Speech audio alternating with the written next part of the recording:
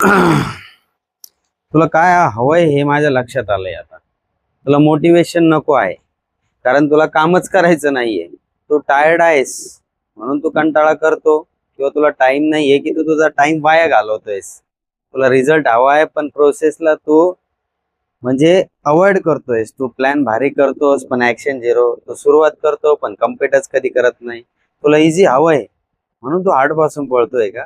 अरे बाबा, तू स्वतःला कन्व्हिन्स करतोय मी आज करीन, उद्या करीन, पण तुझं तू उद्या येतच नाहीये. आणि मग परत म्हणशील माझं होत नाही. होणार कसं? तू सुरुवातच करत नाहीस. तू कन्सिस्टन्सी शोधतोय पण कमिटमेंट देत नाहीये.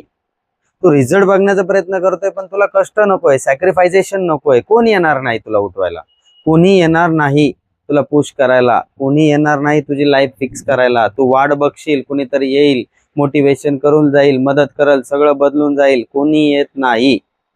तुझी लाईफ, तुझा प्रॉब्लेम, तुझी जबाबदारी. तू जर उठला नाही तर तूच पडणार. तू नाही केलंस तर काहीच नाही होणार.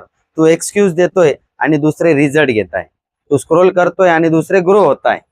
प्रॉब्लेम तुझ्यात नाही, तुझ्या सवयीमध्ये आहे. आणि खरं काय माहितीये का? तू बदलणार नाहीस जोपर्यंत तुला स्वतःचा राग येणार नाही.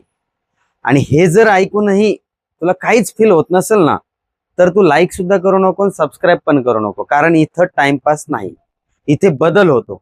डोक्यात जर घुसलं असेल ना एक जरी लाईन माझी, तर चॅनलला सबस्क्राईब कर आणि रोज स्वतःला बदलताना बघ. भेटूयात पुढच्या व्हिडिओमध्ये.